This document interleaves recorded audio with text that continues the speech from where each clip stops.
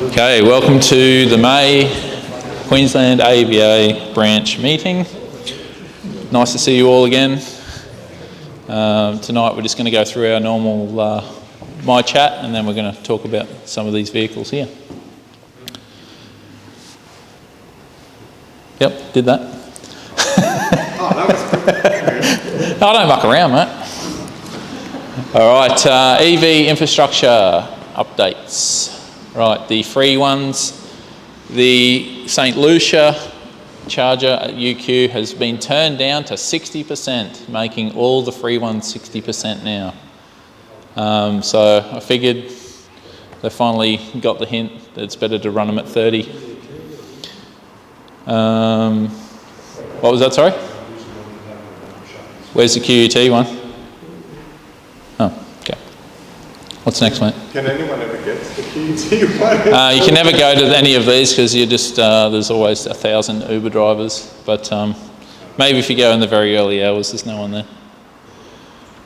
All right.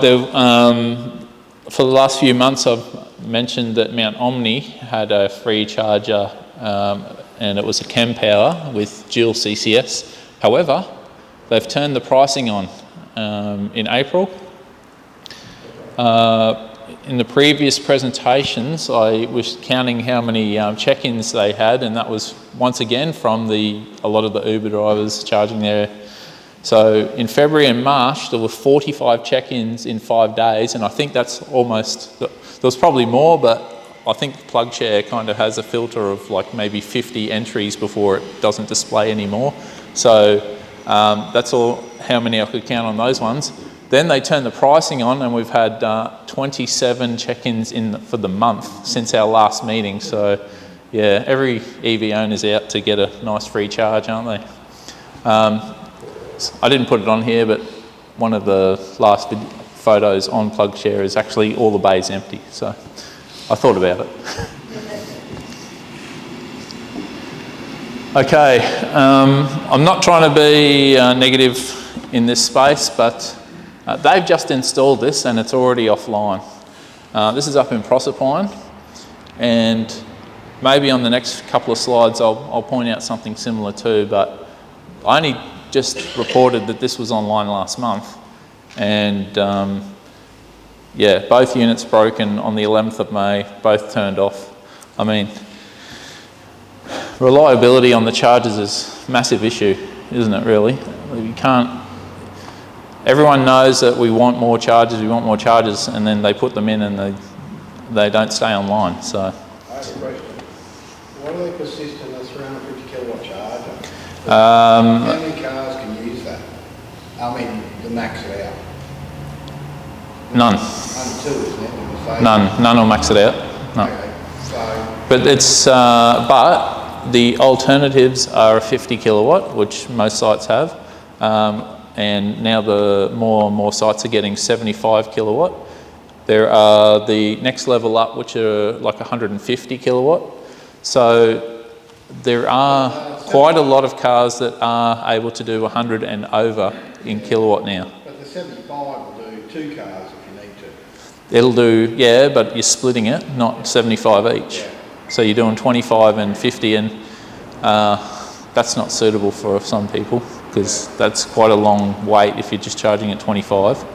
However, that's 2 350s, so like you're maxing both cars out when they're getting used. And that's not the only charge, they're not the only chargers in Proserpine either. So, you know. It seems like a lot of expense for how many people you actually get. And I might have made that comment to some friends that are in that EV charging space, and apparently this is a major thoroughfare, you know, from Brisbane to Townsville and Cairns. So they work out where they're positioning. 60 cents is based on the fact that it's a 350 kilowatt charger. 60 cents, yeah. Yeah, so if it was say 150 kilowatt, would that be a different price? Probably 60. Yeah. The 50 kilowatts and 75 kilowatts from EV are 45 cents. It is the 60 kilowatts is actually an anomaly at the moment. That's very cheap.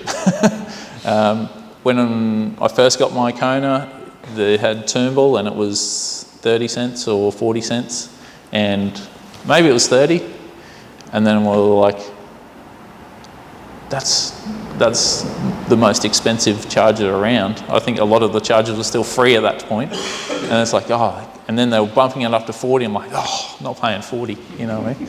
And now 60 has been overtaken by all the other 50 and 75 kilowatts going up in price.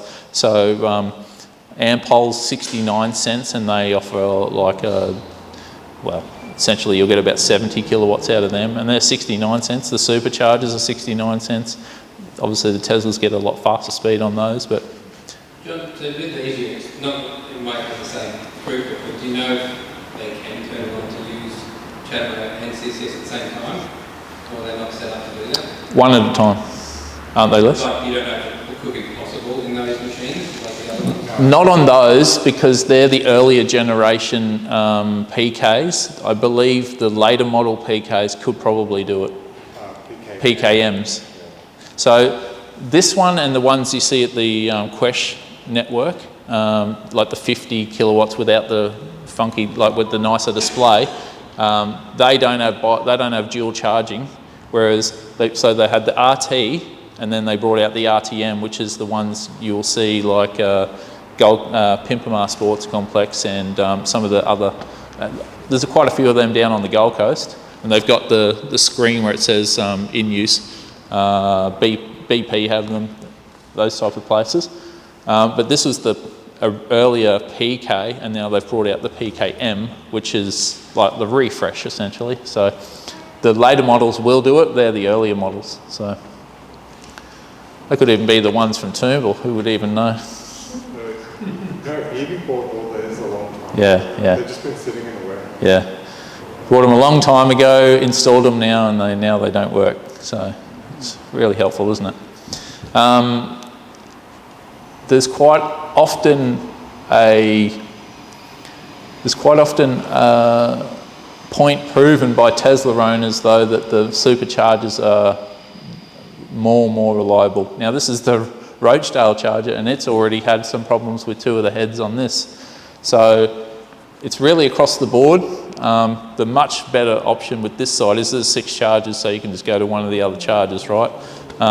When they have a single charger with an AC backup rolling out across Queensland, now the new models do have dual charging, so perhaps that is a little bit more reliable, but when you lose a whole charger and you've only got AC, that's quite painful, isn't it? So at least at these places, you know, there were still cars queuing up, but even the superchargers aren't 100% reliable. But this has only just gone in too, so that was on the May the 7th. It only went in last month or so. One other quick point is that last month I reported that they were putting in some other superchargers around the place, and that in response to last month's video, Charles, who's an AEVA member down in Tasmania, he pointed out that they've actually taken the Bundaberg and Mackay ones off the list of places that they're putting in a supercharger, but it's not exactly law. And if we just go to the next one, they're putting in a Tesla supercharger at Runaway Bay, and that wasn't on the list of places that are getting a supercharger. So once again, another 6 stalls, 69 cents, up to 250 kilowatt, still in progress. So that's the top of the Gold Coast for anyone who's not familiar with Runaway Bay. Now, I haven't really used this resource before, but this is the map of the supercharger network. So you can see there's that's Broadbeach, and there isn't actually a dot there for the Runaway Bay one. And it does have Mackay and Bundaberg on there, so somewhere else they've said. But does anyone who owns a Tesla know this information? Because there's one going in here. Has anyone seen anything about that? I'm not into the Tesla stuff as much as a lot of other people, but potentially we're getting one just on the south side there too. So Cooperoo, that one I think is, but is there one at Browns Plains, is it? reserved for it too. Oh, okay, yep. Looks like they do too. But There's four going in round play. 4, is it? Yeah, 2 120s and 2 50s. 2 250s. 2 250s, Yep. 2 120s. Okay.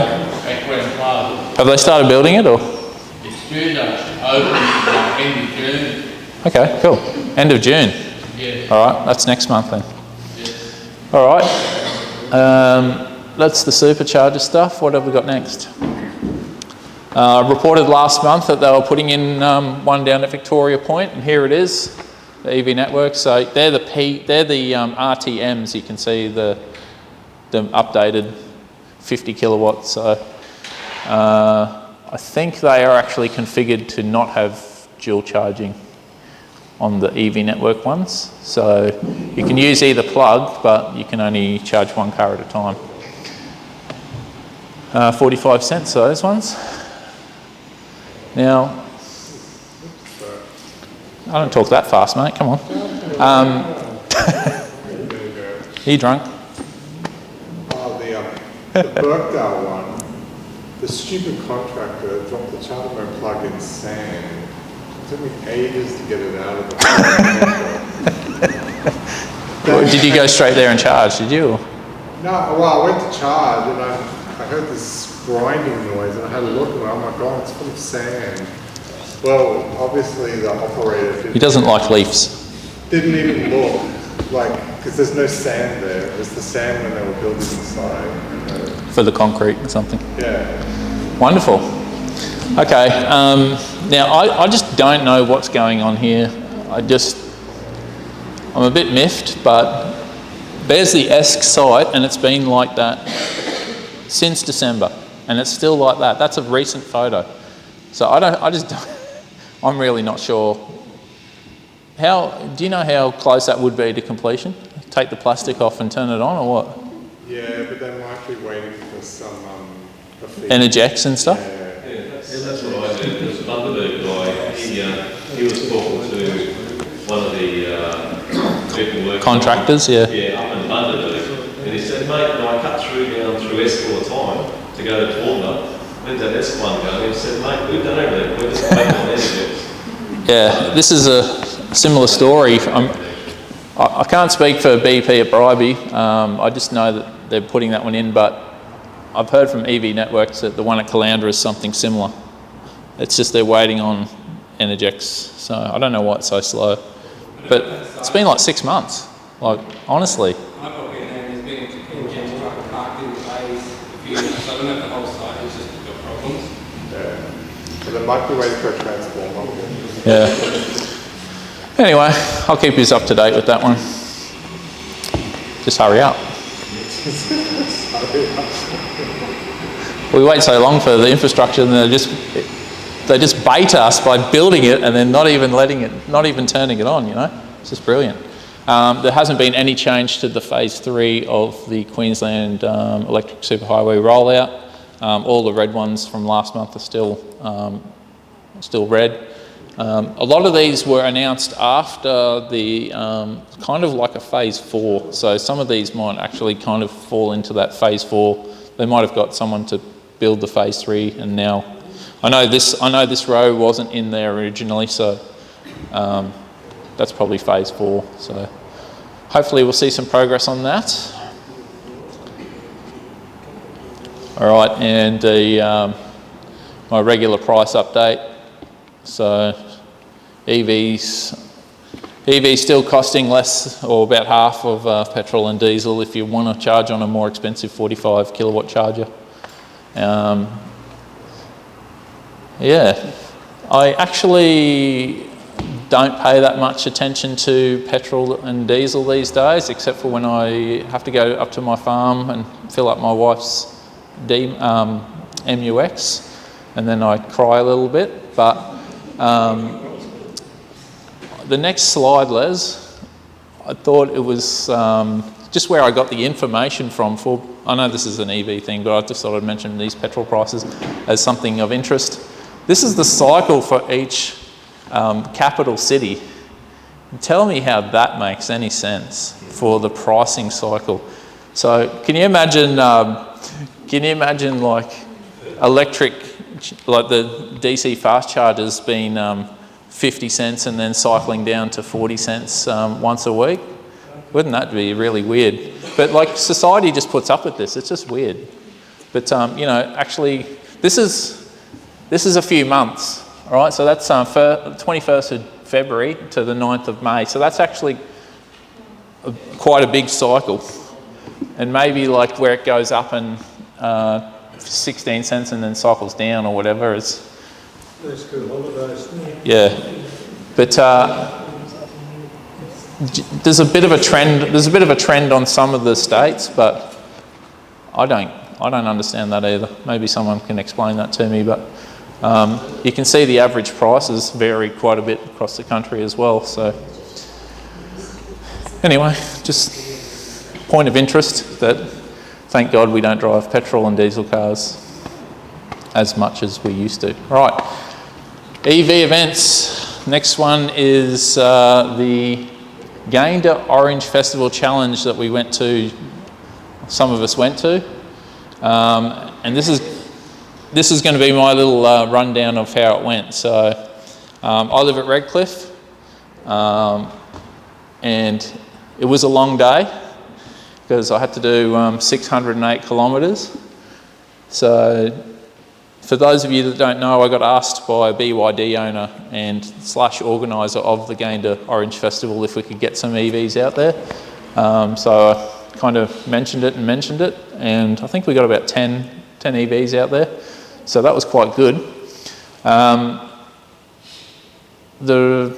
Essentially, I planned to go from Redcliffe to Gympie, and then at Gympie, I had to charge enough to get back to Gympie, so to go to Gayndah and back, and then charge up again at Gympie and get home. So nothing too extraordinary, but while I wanted people to come along for this event, I didn't want too many people to come along to this event in case they were also going to use the Gympie charger, and you know, that's kind of logistically awkward sometimes. I left early in the morning. What's the next slide, Les? Okay, so there you can see we had a bit of a display on the corner. I'll just go through this and then I'll go through some other points. But we had several Tesla Model S's, 3s, a few BYDs, and a couple of Konas. The brave souls that went all the way out there, but some of them stayed over in Mundubba and nearby towns and then popped over the next day. So not everyone travelled up there in one group. I went by myself. And this is a few photos of what it looked like. It was kind of like your local markets. I didn't know what to expect. I went with like no expectations about what this event was going to be like. Can you see all the oranges? Yeah. This was a thing. Like there wasn't much orange related stuff, but it's a 3-day celebration. So I was only obviously there for the Saturday, so I'm not really sure. I think they do orange throwing competitions and stuff on the Sunday, and there's a whole bunch of other things. So essentially what happened was we went there, we talked to some locals, and the main thing was what's happening on the street. Now we were actually a block or so over, so not actually right where all those people were, which I did make a comment to the organisers, like, you know, there's a few hundred people here, maybe next time you organise it, we could be near the people. But that's from my dash cam. So essentially, like a 12 o'clock came around and they had all these people on like floats line up, and then myself and about 8 EVs, we all kind of went 2 by 2 around the streets on a bit of a tour when all the people came out to line the streets. So this went for like 20 minutes, just travelling around, just listening to the comments because I could hear them because my car wasn't making any noise. So, but it was all right. I guess I didn't really know what to expect, but it was a nice drive out there for the day anyway. For those of you that like some of the numbers, my whole day took 13 hours, 39 minutes. So I left at 5:20 in the morning and got home at 7 o'clock at night. So it was a pretty long day. I'll just give you the brief rundown. So because it's kind of a bit of duplication, because the Redcliffe to Gympie leg I did twice, and the Gympie to Gayndah and back leg, it's the same leg I did twice. So the Redcliffe to Gympie leg was 145 kilometres, averaging all these, I don't know how it happened, but all these pretty much averaged 90 kilometres an hour. So the consumption, 14.5 kilowatt hours over the whole trip, was at an average speed of 90 kilometres an hour. So I went to Gympie, so I left at 5:20 in the morning, got to Gympie at 7 and charged for 42 minutes. And just as I was stopping, I had to be there by 10, so I didn't really have any particular time or length of amount of charge I was putting in. I was pretty comfortable. I was just going to be able to put a small amount in and then go out there and make it back. But I put it in, so my range when I left Gympie said 536, and I needed to drive 318 k's return. So, you know, you got to have a bit of a fudge factor in there. Now, in these numbers, I put the accuracy of my GOM, so what it was saying on my screen, as opposed to what actually happened. So, for example, when I was leaving Gympie to get to Gayndah, it said I had 536 kilometre range, but I actually lost 219 kilometres, and that meant that, when I arrived at Gayndah, I had 317 kilometres, but that's a loss of 219 kilometres for only doing 159 kilometres. So what I found was that I was actually achieving about 33% worse range than what the GOM was actually telling me. So, and that happened across the board when travelling at an average of 90. So next time I do a long distance trip, you can pretty much factor in it's going to cost you about a third more than the distance that you have to travel, and that's a nice easy thing to try and remember. It was nice weather conditions, so there wasn't much to say there. Sometimes you get a strong headwind and things, and that can mess with your numbers, but everything was quite nice. Any questions about the numbers? Do you mind doing? Why would that have happened, John? Which what? Why would you lose the first 30%? It happens pretty much because I do a lot of town driving day to day, and once you start driving constantly on the highway,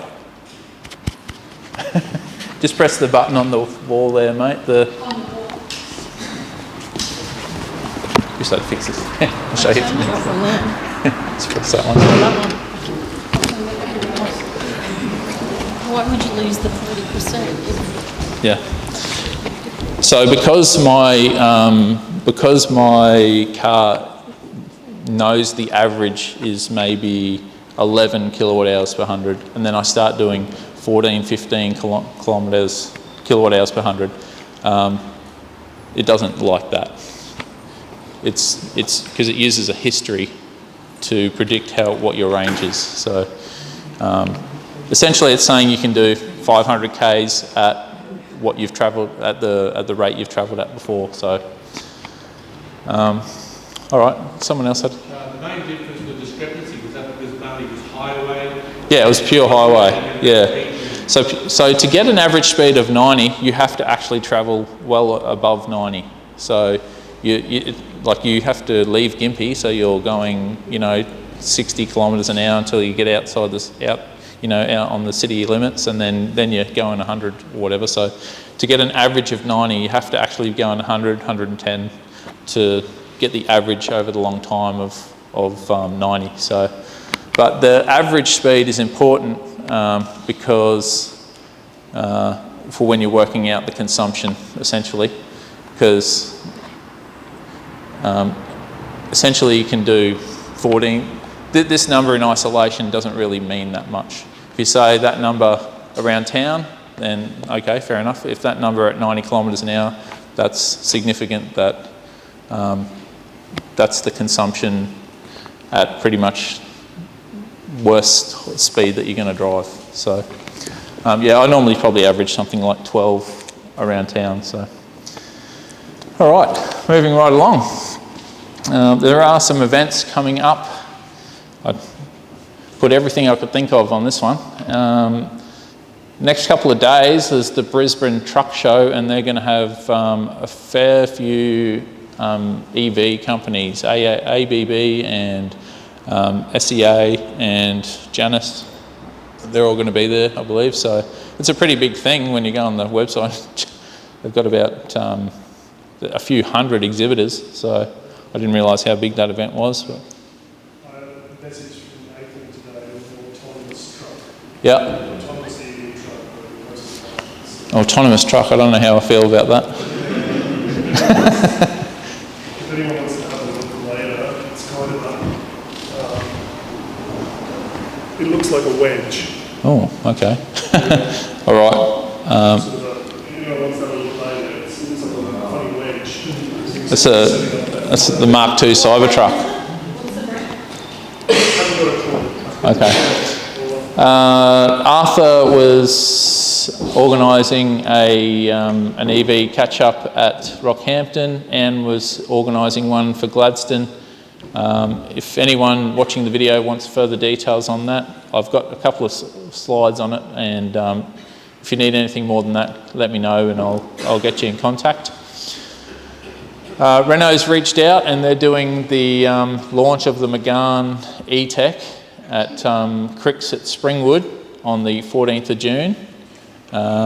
Once again, if anyone wants to go and check out the launch of an electric car and live on the south side, let me know and I can line you up with the organisers. Yeah, okay. Anyone going to the Noosa EV Expo?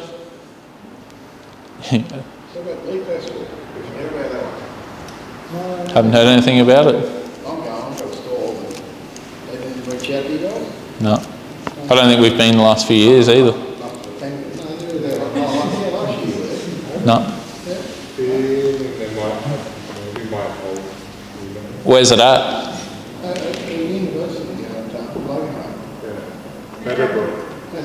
I think the last time AEVA went there was probably 2020. 2021 maybe. Yeah. Yeah. But that's not specifically EVs, is it? It's like all... No, traditionally we had A leaf, are you talking about leaf? Yeah. Yeah, it's a good. Logan Eco Action Festival or something, isn't it? Yeah. It's a nice one to go to. We get thousands of people through. Yeah. Yeah, yeah. And do you know what date it is? 4th of June. Okay. I'll check it out and I'll put it on the Facebook website. Auto hackers. I've got a slide coming up for that. I might just talk about that then.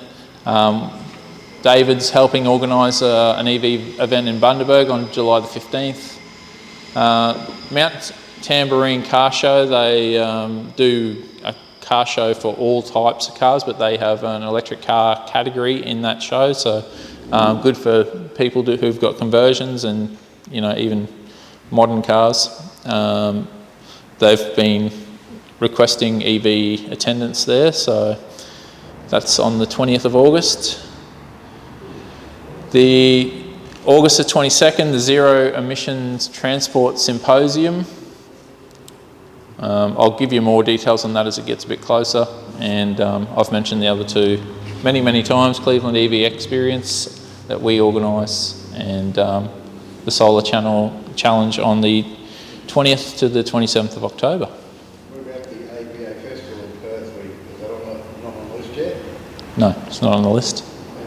What date is it? Yes. November, I think it's the first week in November. Is anyone planning on doing that? Anyone going to the Perth version of what we do at Cleveland? I'm thinking of it, Brad. Okay. We're actually going to think of driving anyway. Driving. Good luck on the Nullarbor, mate. You need a trailer. What we got next, mate? All right, this is the Rockhampton. Just some details if you want to get in contact with Arthur. They're doing an EV display backed by the Capricorn Conservation Council. Excellent. And this is the local Gladstone contact number. You can ask for Anne Hitchcock. And that's EcoFest. They've done that for a couple of years at the Tondoon Botanical Gardens. Excellent.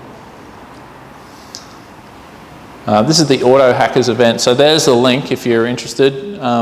There wasn't a huge amount of information on this. However, I know some people will be really interested, and that's basically if it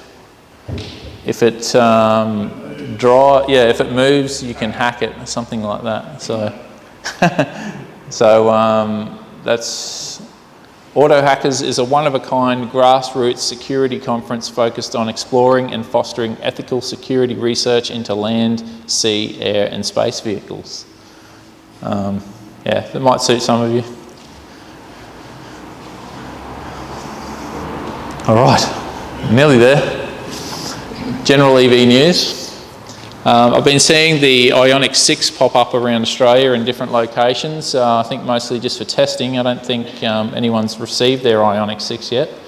But I haven't actually said too much about the Ioniq 6 before. So for those of you that aren't that familiar, it'll be around, they have released the pricing and it'll be 80 to 100, depending on which model you get. This model with the single motor long range battery 74 kilowatt hour will have a range of 620 to 640 based on the efficiency that I get in my Kona from 64 usable, and that's got a 74 usable. So I can't imagine the battery technology's anything different to my car. With an extra 10 kilowatt hours, you're going to be well over 600 Ks, which is very, very long range. That might be more than the Tesla long range. I'm not sure what the figures are for that, but I think it gets over 600 as well. It's going to have 11 kilowatt AC charging, the outlet for 3.6 kilowatt AC, and it will have 230 kilowatt peak charging, which is nice for your 350 kilowatt charger.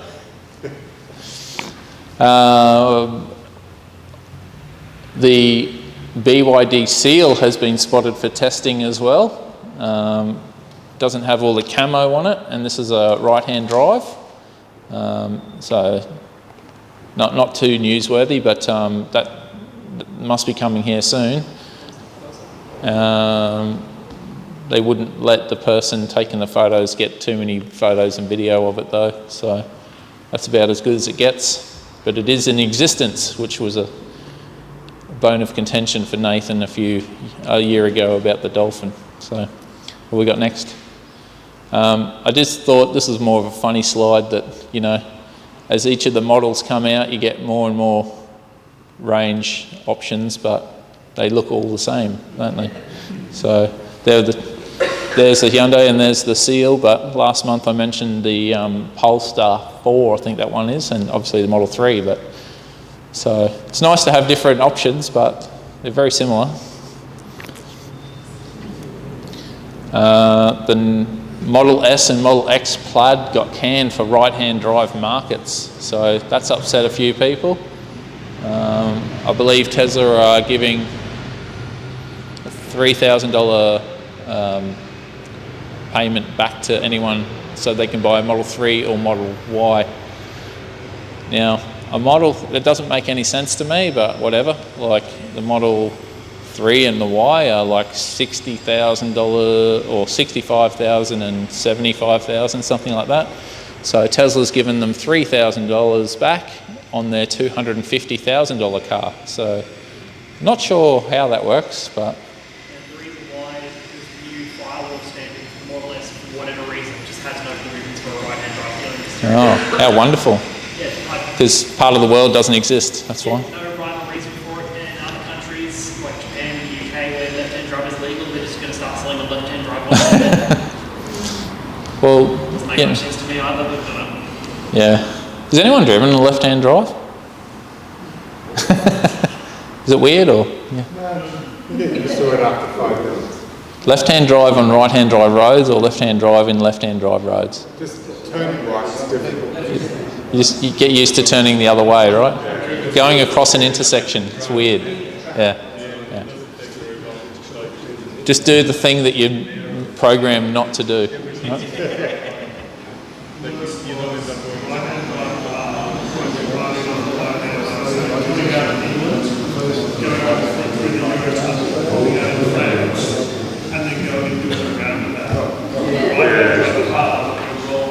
Right-hand drive car, so the car we have on a right-hand drive road. You got to go, yeah, I know.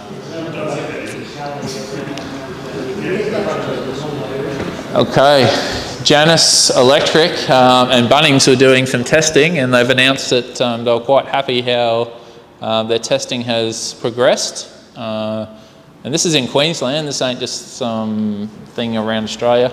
So they've had the Janus truck delivering to the Robina store. Now, just trying to remember. The battery packs are there and they get put in like on a forklift. And I think they're 650 kilowatt hours, I think. Yeah, something like that. They're huge. They're huge. Can charge at 350. Yeah, oh, there you go, Graham. There you go, a car that can use your 350s. They're just going to drive to Proserpine just to try it out, mate. They won't reach there. Yeah, but they're a battery swap anyway, so they're battery swap technology. They're not actually sitting at the charger necessarily. on that note, AEV, speaking of the Brisbane Truck Show, has, like in the last week or so, started doing trials of their MCS connector, Okay. the megawatt charging system, so that's promising. Yeah. The 1,000 kilowatt one? Yeah. The gigawatt? Yeah. Yeah. So it's got its own plug type, has it? Yeah, it'll be a different plug again, which is fair enough. Pretty Yeah. heavy contactors. Probably best it's not a CCS2. Right. Probably for the best. All right. What we got next, mate? Okay.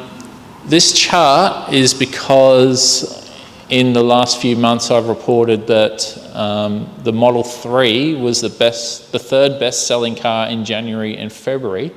And this was just to prove, or just to sort of make the point that between the Model 3 and the Model Y, in just the 4 months of the start of this year, they've sold 14,000 EVs, and that's the 14,000 car mark compared to the rest of the year's sales for EVs. So we're only a third of the way through the year, and we're doing extremely well. So I think there's projections we'll probably get to something like 7 or 8% for new car sales by the end of this year. I don't know about you, but I just see EVs absolutely everywhere now. If I don't see 10 Model 3s on my 30k drive home from work, that'd be unusual. Just, you see them one after another now. Okie doke, that's enough from me. Actually, it's not enough for me. Francisco, you can stand up here while I continue to talk, eh? All right. Francisco's brought his dirt bike in over here, and we'll have a quick chat about that. But knowing Francisco, I thought I'd give you some of the main points, and then he can have a chat. I'm not really sure what to say. Exactly. See, there you go. Never heard that one before. we can just tell us about your experience driving it in the bush, all right? So essentially the bike itself is a $15,000 bike. It's got a 90 volt, 48 amp hour Sony battery, and they're replaceable, right? Yeah, you can swap them. You can swap them. And do you have to buy the second battery as an option, or does it come with the original? No, it only comes with one battery. It only comes with one, okay. It's got a 10 kilowatt motor, and the bike itself weighs 116 kilos. Now, can you play that link by any chance, or? Oh, that one. Oh no, you're in trouble now, mate. Oh, look at that, it was meant to be. Now, I don't know what we're going to do with sound here.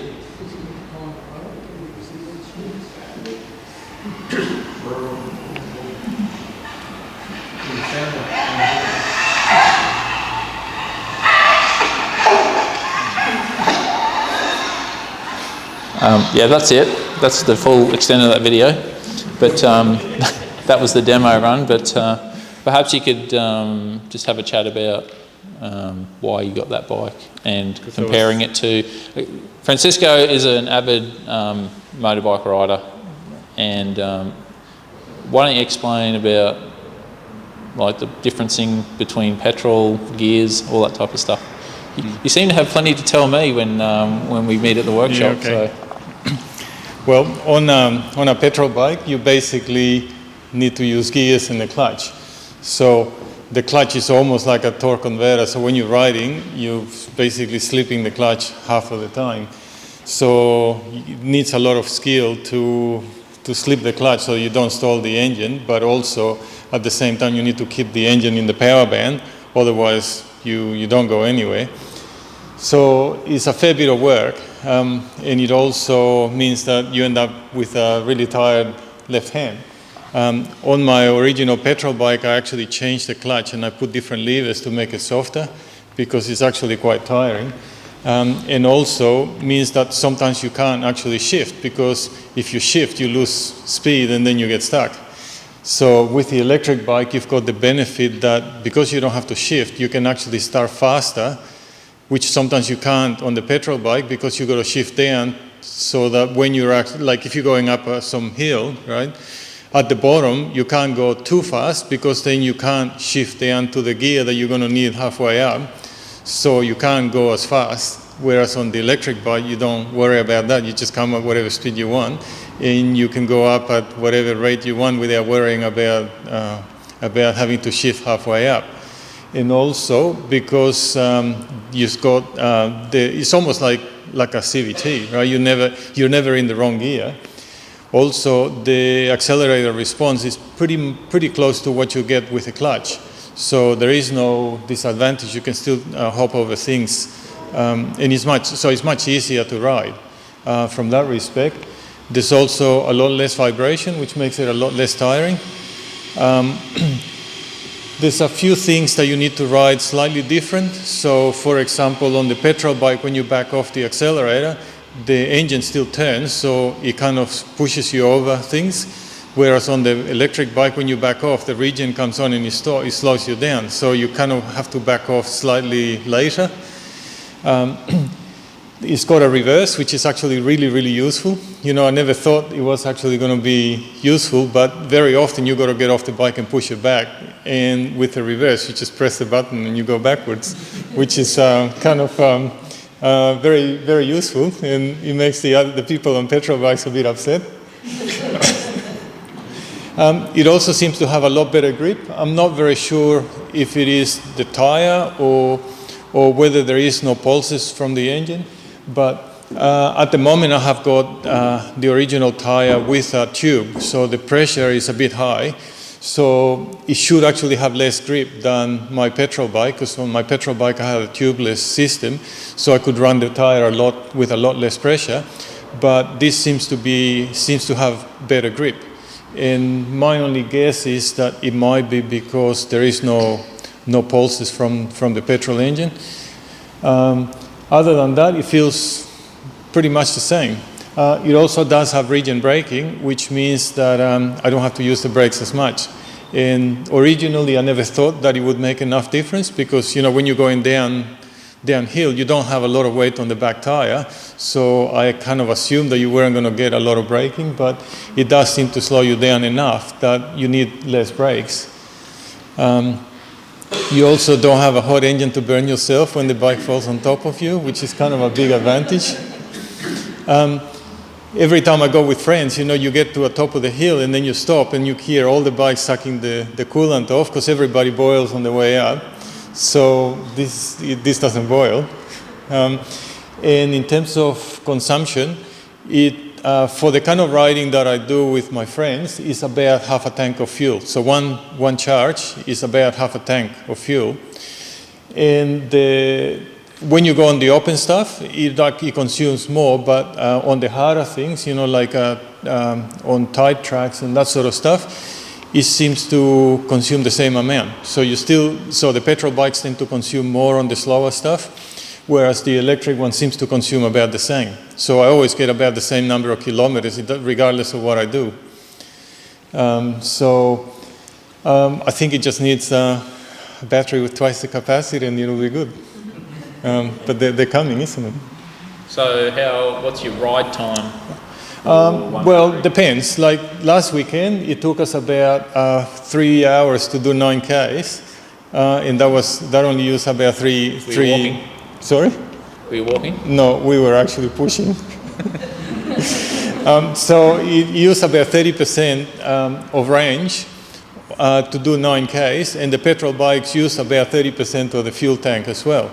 But then, you know, one of the guys was a bit sort of buggered from all that, so we went for a bit of food, and then we did another 9 Ks on bitumen, and that used about 20%.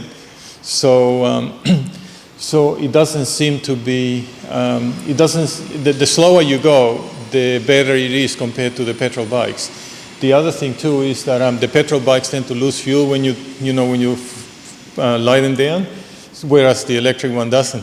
So part of the consumption on the petrol bikes might have actually been because when they fall off, then you end up with fuel leaking out of the carburetor. So, yep. And in terms of weight, it feels very similar to my old petrol bike. So I would say with new batteries, or swap them, you know, have 2 batteries and swap halfway through the ride, I think it's pretty close to a petrol bike. What was the battery size again? I think it's 4.3 kilowatt hours. Yeah, it must be close with 48 and 90. So around 4 Yeah, it's kilowatt. about 4.3. It's got cylindrical cells, so I worked out that I could probably get nearly 6 kilowatt hours if I replace them with pouch cells. So at some point I'm going to try and see if I can make another battery. But with 6 kilowatt hours, it'll be a lot more. You know, two batteries of 6 would definitely do more than what most people would do on a day on a petrol bike. And you obviously rode it hard, not Yeah. just... Yeah, it's not. The claim range is 100 Ks, but I don't see how you can get 100 Ks out. not with the way, not with what we're doing. Even the petrol bike I have, it only does about 80 Ks on one tank. So it's not sort of riding on the road at constant speed. Okay. We got any questions? Yep.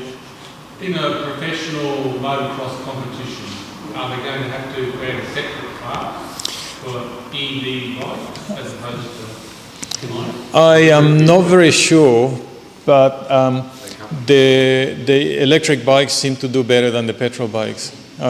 So it's really on a motocross track, I think, because it's not a very long race, it's only like a 15-minute race or something like that, I think the battery will probably last the whole race, and then you can go back and swap batteries. This bike is not particularly powerful compared to some other ones. There are some other ones that will beat a 450 at anything, and they weigh about the same. So for certain types of races, I think they are about the same. What we've seen with cars, though, is like the introduction of, you know, e-motorsport, so it wouldn't be much leap to figure out that that's going to happen with motorbikes probably as well. But you just wonder, like, how powerful they would be. Like, they seem extremely torquey and fast to have little protection. I mean, I guess they have superbikes, don't they? So,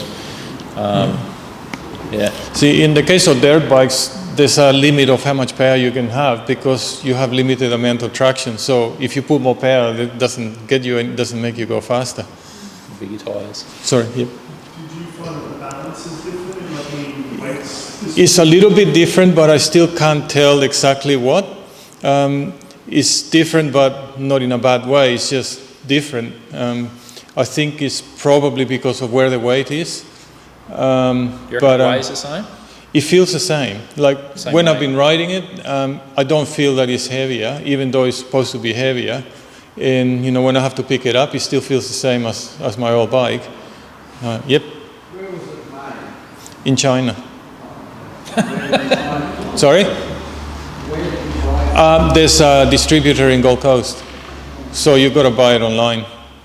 I heard that there are some shops that are selling them, some motorbike shops in other states, but I got mine from the distributor in Gold Coast. Yep.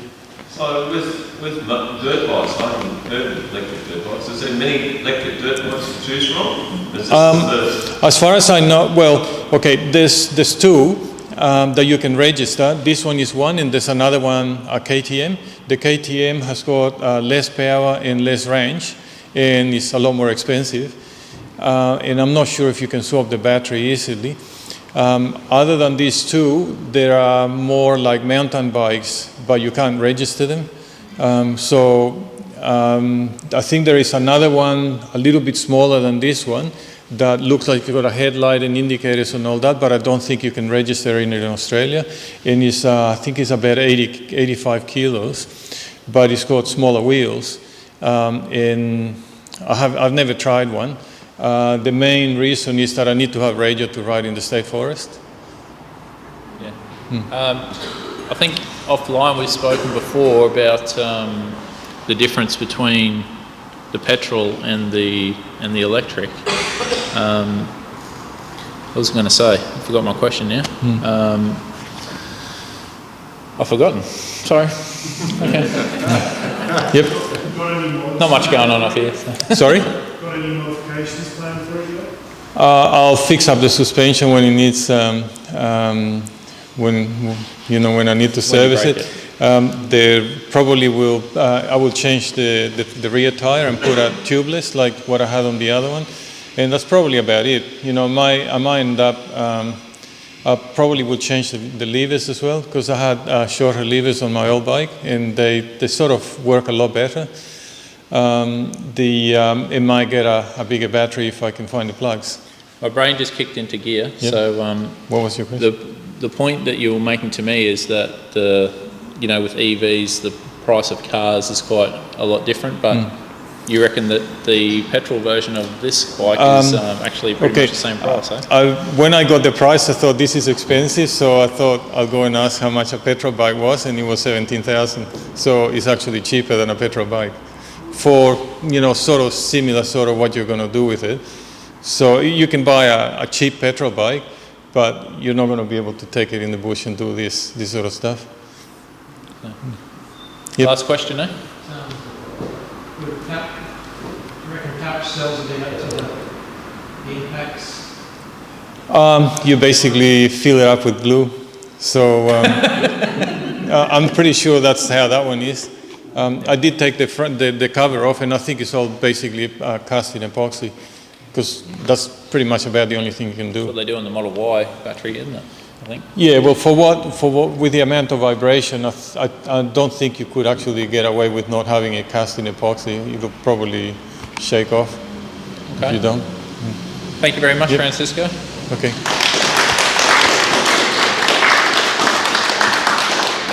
And Jeffrey, coming up to say a few words.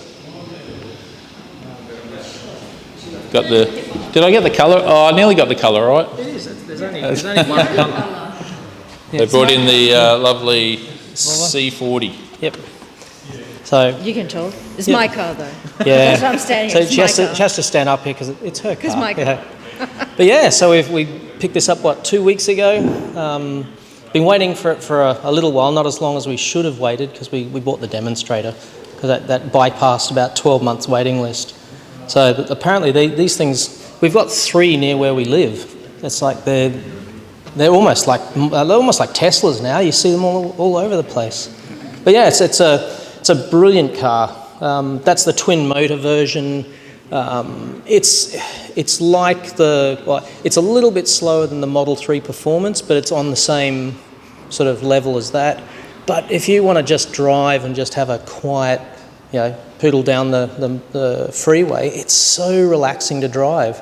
They've really tuned the suspension well, so it's not crashy. You can go over bumps. It's just the most relaxing car to drive until you bury the right foot, and then it just goes like a banshee. Yeah, so yeah, it's Good fun. yeah, it turns someone into a hoon. Yeah. So I mean, I don't know what else you want to know about it, or if there are any questions, or we can have a look at it afterwards. I will say I did Yeah. bang my head when I put my foot down.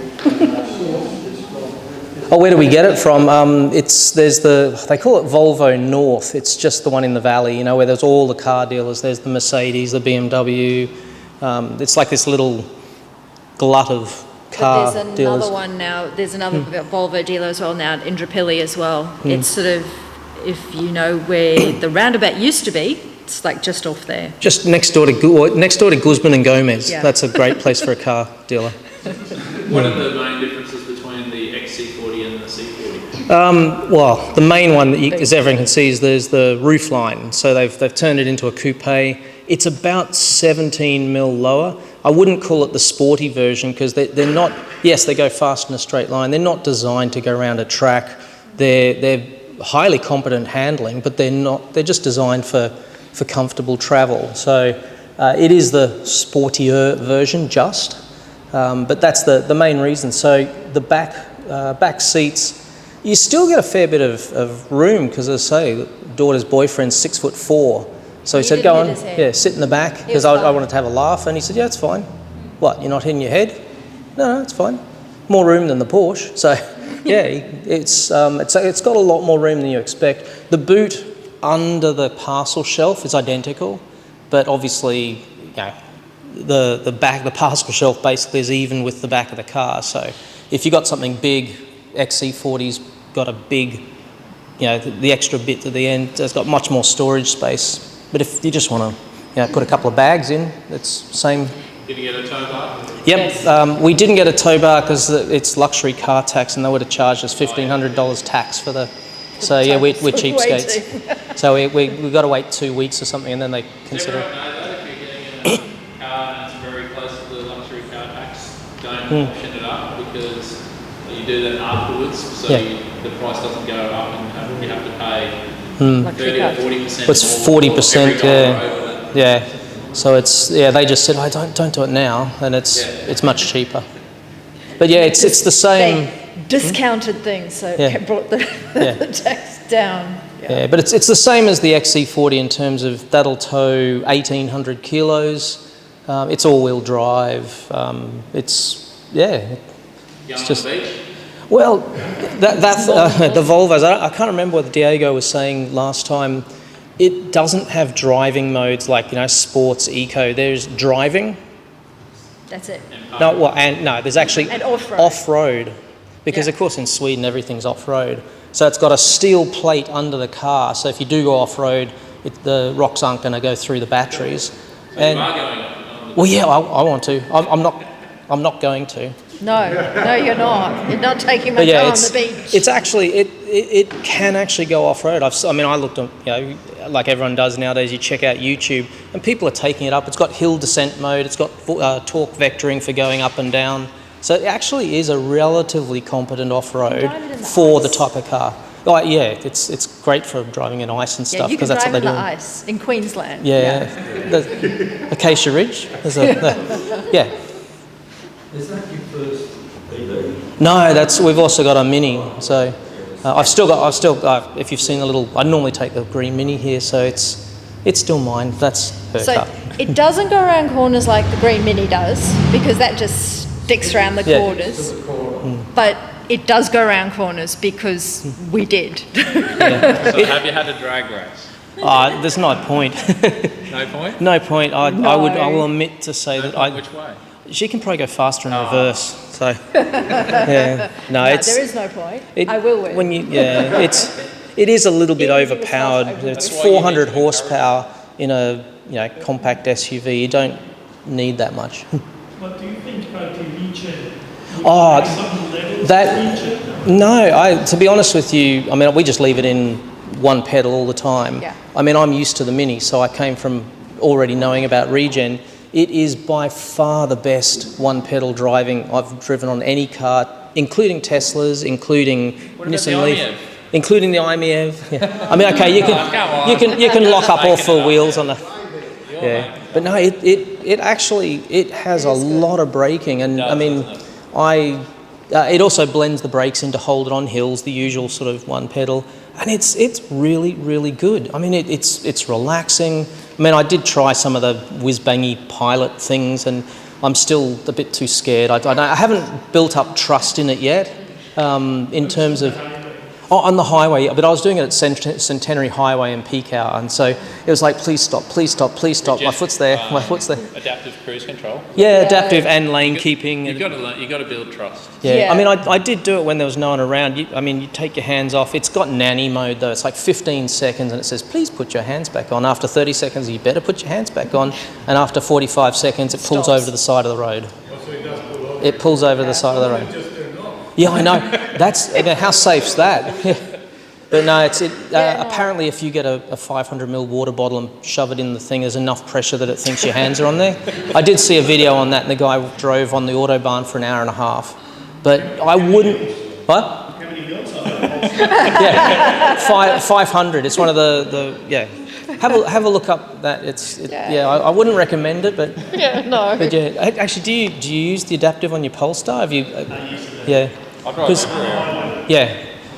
I think it's got to be over 65, because we normally use the limiter, because that's it's very safe to use the limiter. So you don't have the full pilot assist, but it has lane keeping automatically. I mean, you can't even turn it off. After 65k an hour, lane keeping comes in, and it just gives you a little bit of a nudge saying, hey, you're about to cross the lane. You think, oh, bugger, I should put the indicator on. Then it says, okay, fair enough. But it's a great car. It's really safe. It's a Volvo. It is. It's got every safety thing that you can ever imagine. It's got more airbags than I knew actually existed. So it only gets confused. There's one spot it gets confused, because as we come off the freeway, and then there's quite a sharp turn, and there's always somebody parked there. It's outside their house, and it's quite a sharp turn. So it keeps going, you're going to crash into a car. Yeah. And we say, no, we're not. No, I'm going around the corner. That's a and pretty then common thing. Yeah. as soon as you turn, No, that's not with adaptive on. That's just normal driving. Oh, just regular driving. Yeah. So that's the only thing I've found, is that it does sort of tell you it's quite safety conscious, and goes, you're going to kill yourselves. There's one big one sweeper that the Ioniq 5, so try this. You've got the lane keeping, you've got the auto steer, and the two systems seem to fight, because it's quite a tight one for a 90 km/h and the auto steer is going a little bit closer to the lane. Yeah. And the lane is going, no, I'm trying to shove it back over. Oh, from yeah. Now my trust is going down. Well, I think that, I don't trust you people anymore. The lane keep assist, the lane keep assist, they're actually different. So the lane keep assist will give you a little bit of a nudge, but it's just designed to sort of keep you there. The autopilot, what is it called? Pilot assist. Pilot assist. It actually keeps you pretty much smack bang in the middle of the lane, because for the small amount I did it, we even went around. There's a couple of sharpish corners on the Centenary Highway down near Fig Tree Pocket. It just drove straight around there. So it's actually pretty good. I mean, it's not Tesla autopilot, take your hands off, go to sleep sort of thing, but it does a good job. So yeah. All right. No. Last question. Servicing. Apparently, well, they give you 3 years free servicing because the service interval's 2 years. So, yeah, and apparently they have to change the windscreen wiper fluid, and I think that's all there is. So Yeah. it's There's not much. it's 2 years. There's nothing to do. Okay, limit. What? No No kilometre limit. And it's 8 years battery, I think 5 years warranty, 5 years roadside assistance, 5 years. You press the button and you get a concierge service. You know, you're driving down to Sydney, press the button, could you book me into a hotel, and they'll do it for you. So, not that I've never used that. I had it in the Mini too, and I've never used it, but it's there. Can you operate it from your phone? Beg your pardon? Can you operate it from your phone? Yeah, yeah. Yep. Oh, you can't drive, like the Teslas, you can't press the... No. But No. you've got all the things like you can, But you can set turn on the the air climate and the climate usual sort of control and all stuff. that. You can do that from your Yeah. phone. You can, if you're charging it, you can check, and it'll tell you you've got the app on your phone. You can check and you can see what it's at if you want to go out. So you can check out and make sure there's no one inside the car? No. Not that I know of. Not that I know Why would of. there No. be someone in your car? No. Well, it's got double deadlocking and stuff, so they'd have to actually break the windows to get in. No. But yeah, it's We got the didn't get- 360 camera, which is really cool. Leave your dog in there when you go in and pay pokers? Yeah, No. it would probably don't think I'd leave the dog in there. Either. No. I wouldn't It's leave the dog in the expensive, car. not leather. Yeah. So yeah. All right, thank you very much, guys. Oh, yeah. Thank you for coming in with your car and Francisco. We're going to break for a tea and coffee social chat. Now, the floor is yours, mate. My name's Gerald. I don't know if people saw it, but I put a post on our Facebook page That'd be great. Yeah, I put a post on our Facebook page concerning the National Electric Vehicle Strategy that was launched a few weeks ago, and the fuel efficiency standards consultation is underway, and you can see from that post how to make a submission to the consultation, and I think it would be really good if some or all of us could say something.